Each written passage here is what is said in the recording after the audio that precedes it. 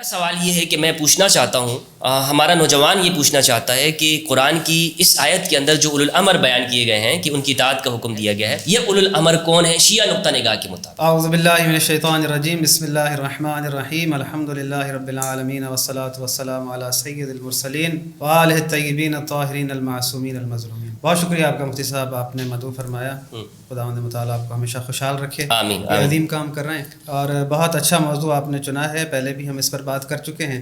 آپ نے سوال کیا اولو الامر کے حوالے اولو الامر کون ہے؟ خداوند متعال نے ہمیں اپنی اطاعت کا جہاں حکم دیا جی اور پھر اپنے رسول کی اطاعت کا حکم دیا، اور اسی ردیف کے اندر خداوند متعال نے ہمیں صاحبان امر کی اطاعت کا حکم دیا جو ہمارے درمیان ہیں۔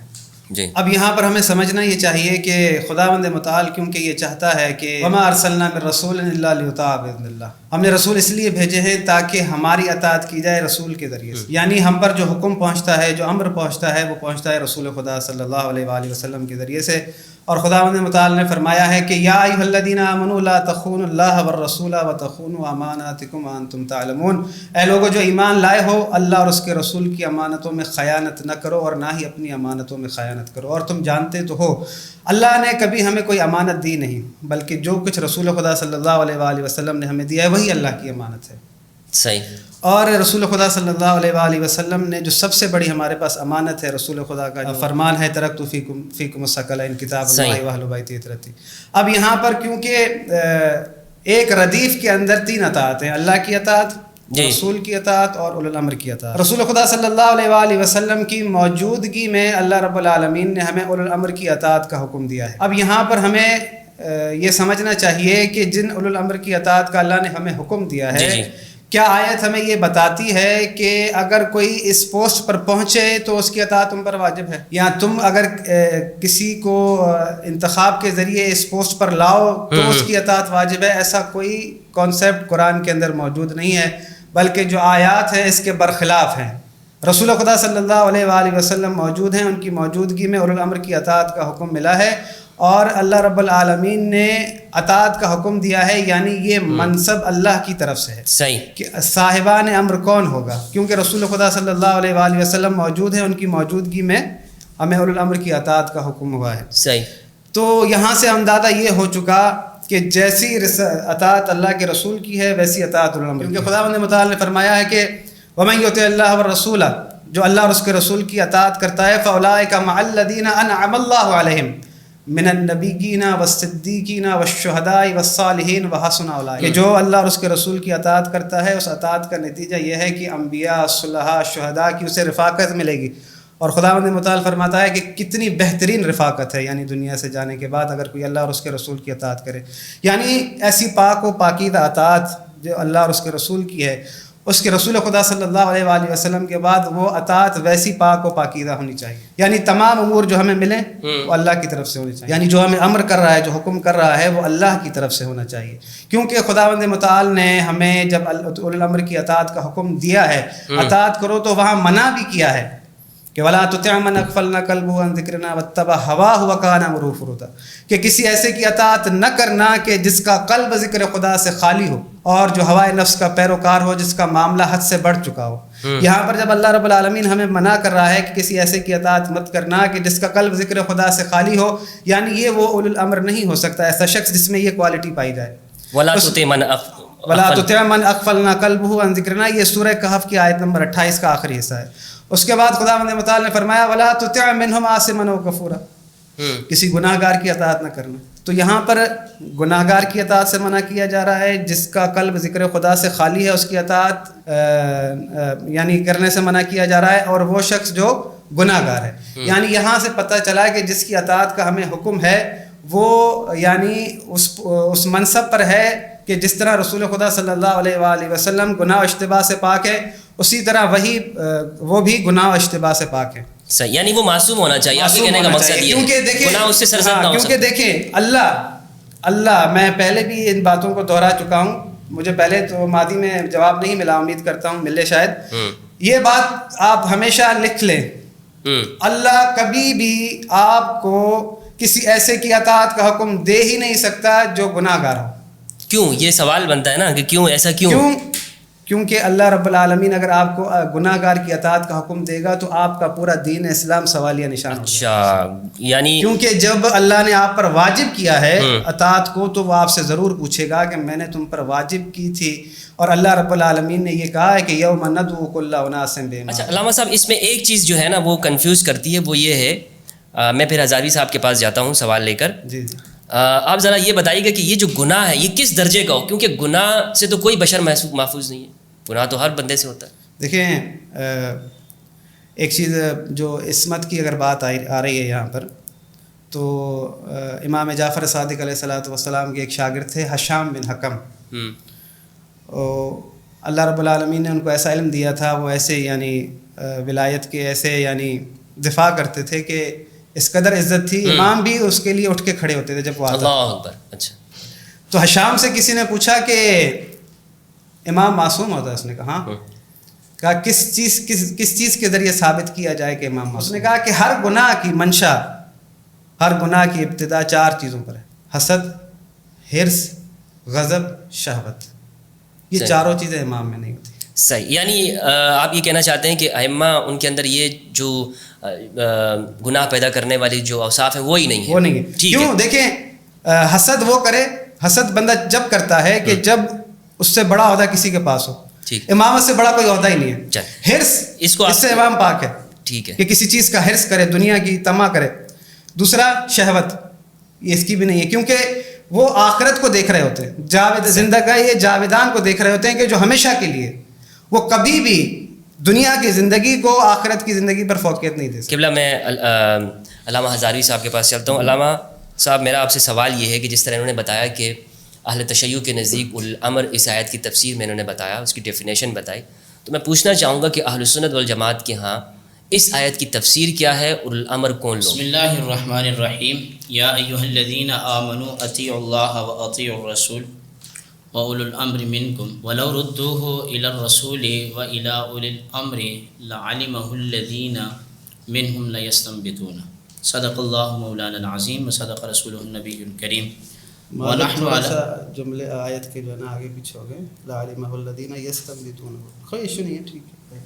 وَلَوْ رُدُّوهُ إِلَى الرَّسُولِ وَإِلَىٰ أُولِي الْأَمْرِ مِنْهُمْ لَعَلِمَهُ الَّذِينَ يَسْتَنبِطُونَهُ مِنْهُمْ. صدق اللہ مولانا العظیم وصدق رسولہ النبی الکریم. ونحن على ذلك لمن الشاکرین والشاہدین والحمد للہ رب العالمین. صلی اللہ علی النبی الأمی الرؤوف الرحیم. اللہم صلی علی محمد. پہلے تو بہت شکریہ، آپ نے پروگرام پر مدعو کیا، سلامت رہے. اور دوسرا یہ ہے کہ جو آپ کا سوال ہے کہ اولو الامر سے مراد کیا ہے. بالکل. ہم تقریباً اپنے پچھلے 2 پروگرام آپ کے ساتھ کیے تھے، اس میں ہم نے تقریباً اس میں کافی ساری باتیں کی تھیں. جی. اور میں سمجھتا ہوں کہ آپ کے پلیٹ فارم پر جو بات پہلے ہو جائے جی، تو دوبارہ اس کو دہرانا جو ہے وہ تحصیل حاصل ہے. صحیح. اور تحصیل حاصل باطل ہے، تو ہمیں آگے بڑھنا چاہیے. پہلی بات تو یہ ہے کہ جو آیہ شریفہ زیر بحث ہے، اس میں 3 چیزوں کا حکم دیا گیا. 3 شخصیات کا. 3 اللہ کی ذات کا، بالکل، رسول اللہ صلی اللہ علیہ وسلم کا، اور تیسرا جو ہے یہ اولو الامر کا. کسی بھی آیت کے معنی اور مطالب کو سمجھنے سے پہلے اس کی شان نزول کو دیکھنا اگر کامل فائدہ نہیں بھی ہوتا تو فائدہ ناقصہ ضرور ہے. ہم جب اس آیہ شریفہ کو دیکھتے ہیں تو امت کے جمہور مفسرین کرام اس آیت کے شان نزول کے بارے میں کہتے ہیں کہ جب نبی کریم علیہ السلام نے عبداللہ بن حذافہ سہمی رضی اللہ تعالیٰ عنہ کو ایک لشکر کا امیر بنا کر بھیجا، تو اس وقت جو لشکر کا کمانڈر ہوتا ہے، جو چیف ہوتا ہے، اس کے فرائض اور لوگوں کو اس کے ساتھ کیسے پیش آنا چاہیے، قرآن کریم نے ان کے بارے میں یہ نازل کیا. صحیح. تو مراد اس سے یہ ہے کہ جب آپ جہاد پہ جا رہے ہیں تو جہاد کے اندر آپ کا جو کمانڈر ہے، جو لشکر کا امیر ہے، اس کی اطاعت بہت ضروری ہے.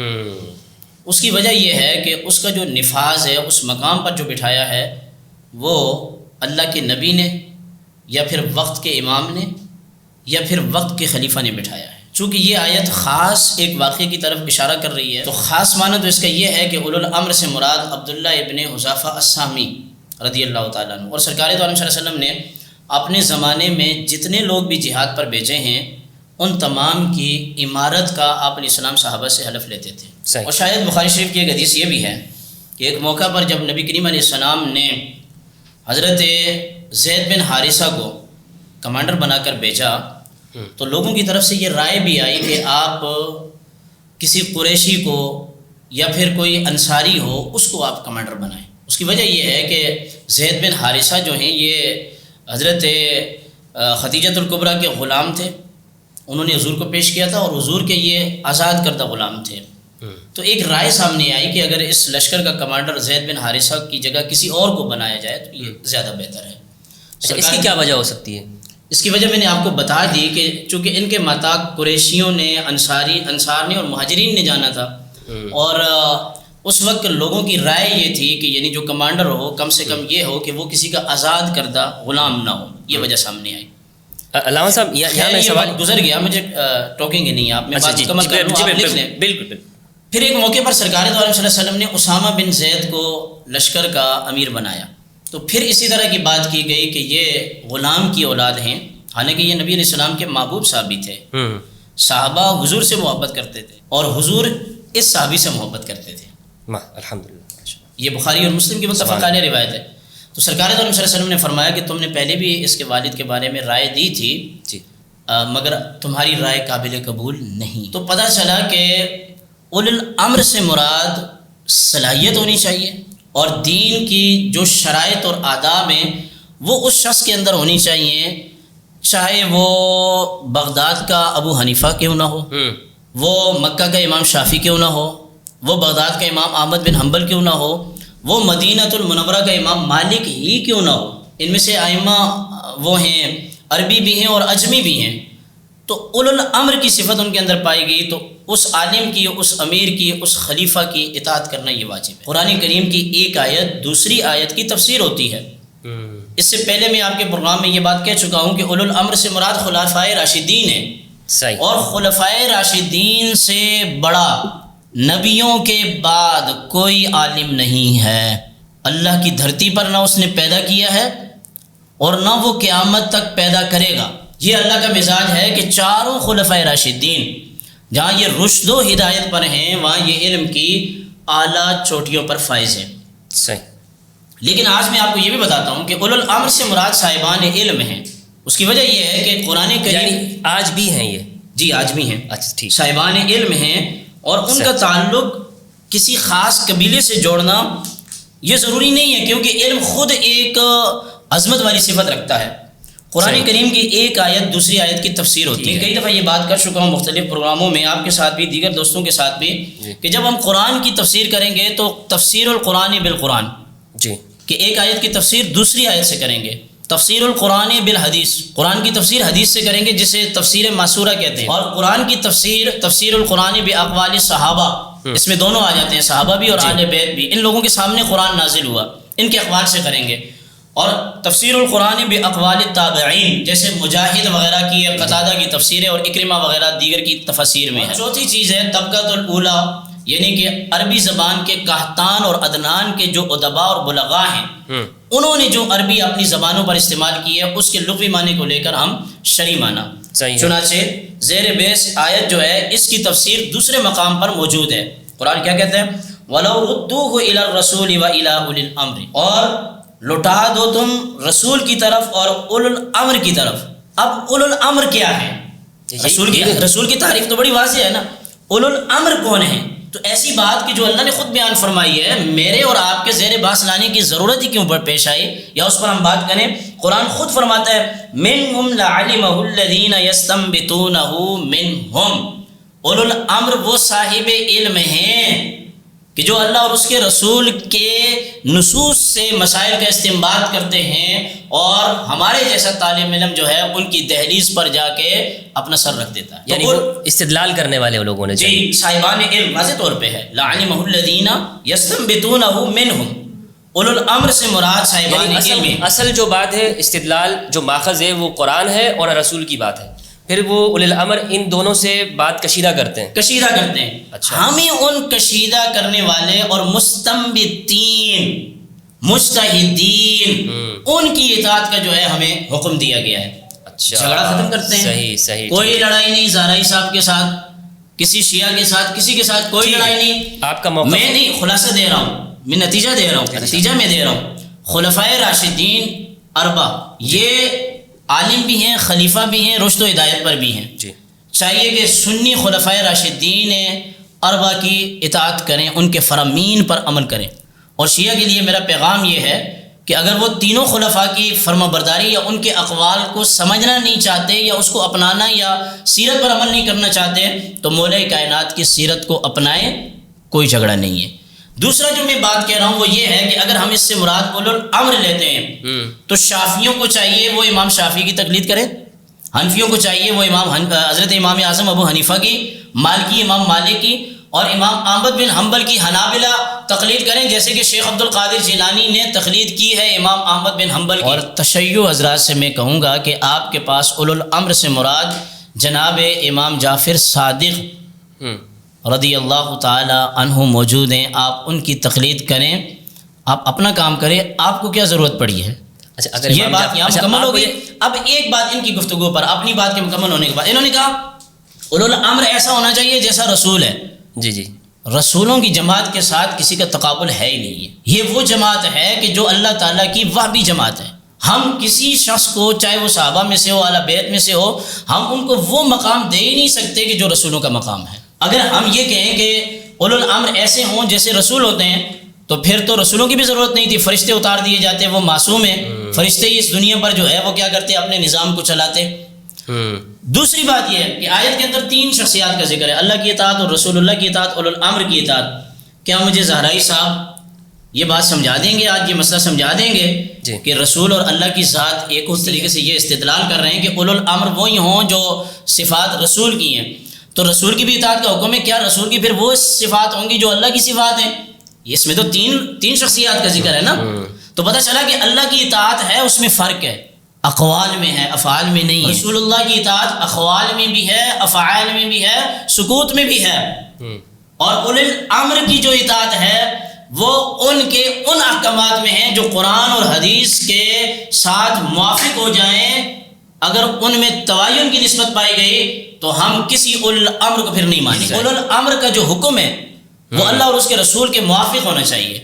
باقی رہی یہ بات کہ اولو الامر کا معصوم ہونا چاہیے، تو پھر میں یہ سوال اٹھانا چاہوں گا کہ 12 ائمہ کے بارے میں تو ان کا یہ موقف ہے کہ وہ معصوم ہیں.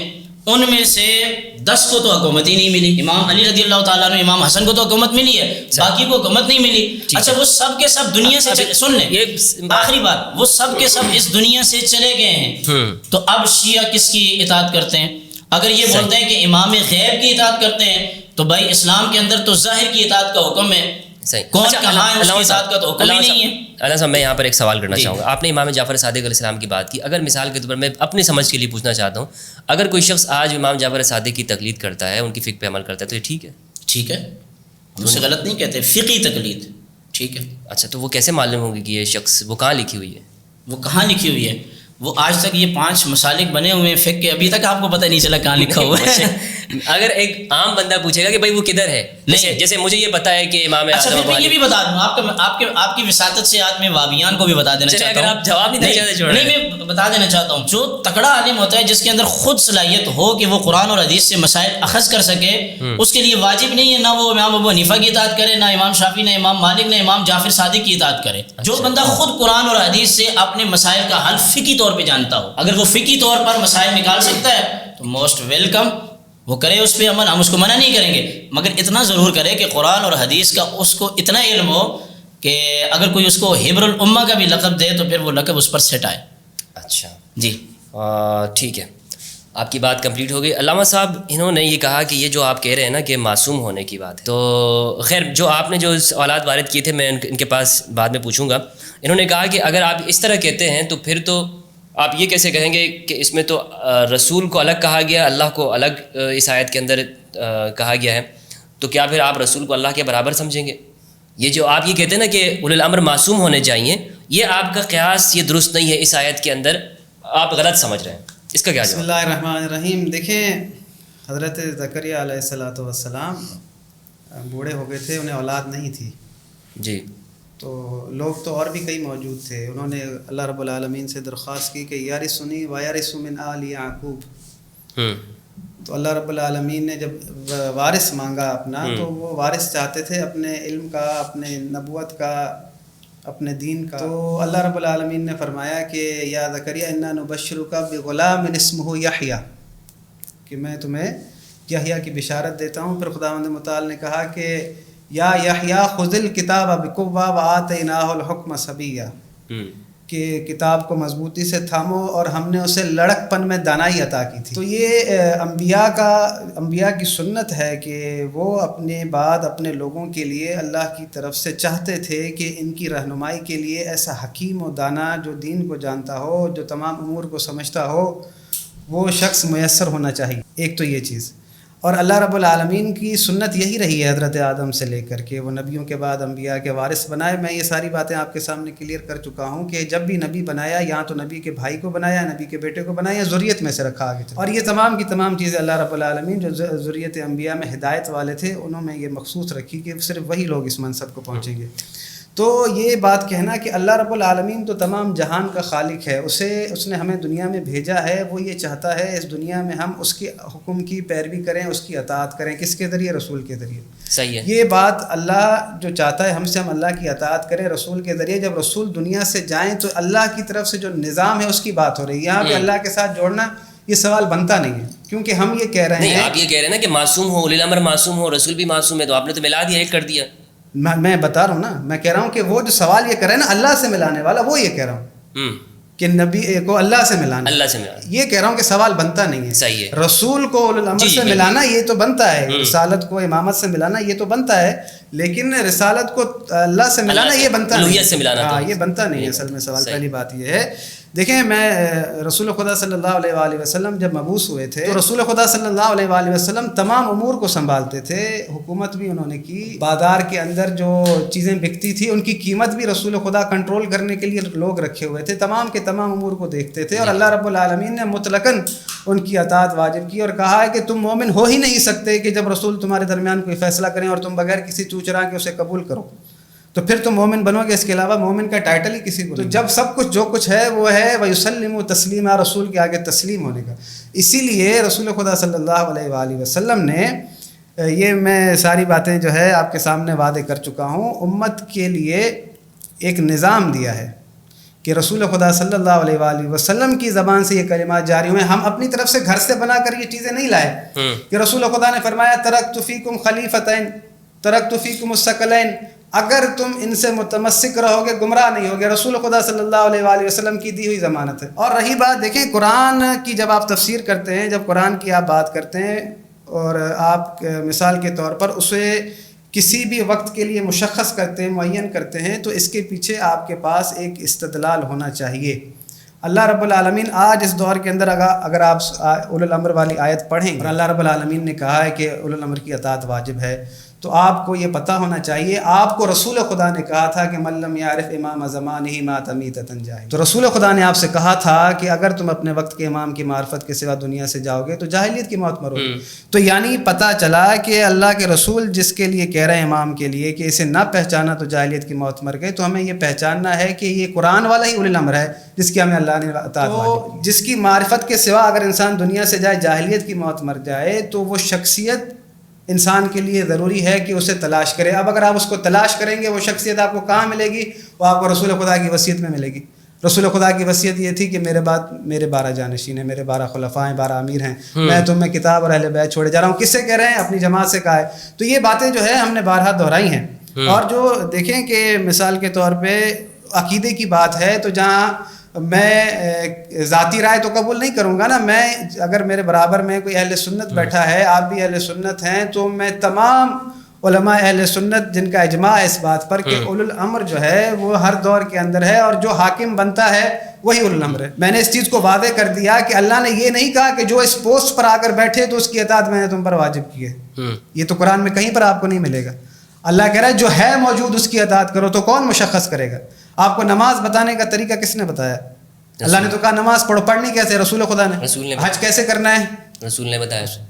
قرآن میں کیا حکم ہے کہ حج کرو، کرنا کیسے رسول خدا نے بتایا. تو جب یہ حکم اترا ہے تو رسول خدا بتائیں گے نا. تو رسول خدا کی وصیتیں آپ کے پاس موجود ہیں. اگر رسول خدا صلی اللہ علیہ وآلہ وسلم نے اگر دیکھیں نا، اگر کیونکہ رسول خدا آئے دنیا میں لوگوں کو ظلمات سے نکال کے نور میں داخل کرنے کے لیے، اگر اہل بیت سے بڑھ کر کوئی ایسی اشخاص ہوتے تو رسول خدا اپنے اہل بیت سے کہتے کہ تم ان کی اطاعت کرنا. لیکن اللہ کے رسول نے اپنے اہل بیت سے نہیں کہا، بلکہ اپنی جماعت سے کہا کہ میرے اہل بیت کی اطاعت کرنا. اور اس اہل بیت کے اندر اشخاص کون ہیں؟ وہ اشخاص کہ یا علی انت قسیم الجنہ والنار. مومن فقط وہ ہے جو علی سے محبت کرے. منافق کی نشانی یہ ہے کہ جو علی سے بغض و عداوت رکھے.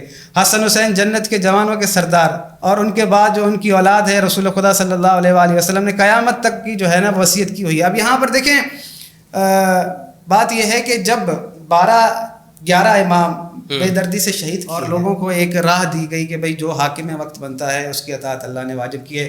کیا یزید کے ارد گرد علماء موجود نہیں تھے؟ لوگوں سے نہیں کہتے تھے کہ اس کی اطاعت اللہ نے واجب کی ہے؟ اس کے حجاج بن یوسف کے ارد گرد علماء موجود نہیں ہوتے تھے جو کہتے تھے کہ اس کی اطاعت اللہ نے واجب کی ہے؟ کون سے علماء ہوا کرتے تھے؟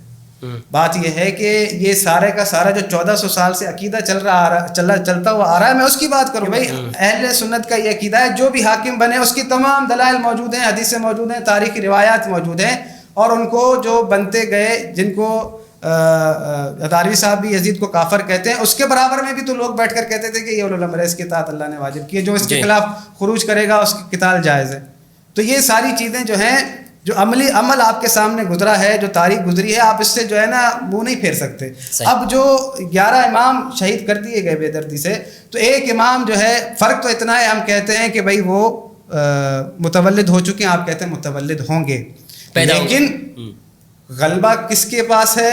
پورے دین اسلام کا اللہ نے کس کے اختیار میں دیا ہے؟ اللہ نے اپنا امر کس سے کہا ہے؟ امام، وہ بھی رسول خدا کی وصیت. امام مہدی کے موضوع پہ آئیں گے؟ نہیں، میں ایک مثال کے طور پہ کہہ رہا ہوں، میں وہاں جا نہیں رہا کہ اللہ رب العالمین اب جو یہ نظام بیان کیا گیا ہے، اللہ نے تو دے دیا کہ ٹھیک ہے جو نظام بیان کیا ہے، اب اللہ جب تک یہ نظام لوگوں نے جو بیان کیا ہے اس کو اچھے طریقے سے آشکار نہیں کرے گا، اپنی حجت کو ظاہر نہیں کرے گا. یہ اللہ کی حکمت ہے. تو آپ دیکھ لیں آج دنیا کے اندر جو ظلم و فساد ہو رہا ہے، سب لوگ خاموش بیٹھے ہیں، پھر بھی کہتے ہیں کہ کوئی ایسا ہو جو اللہ کی طرف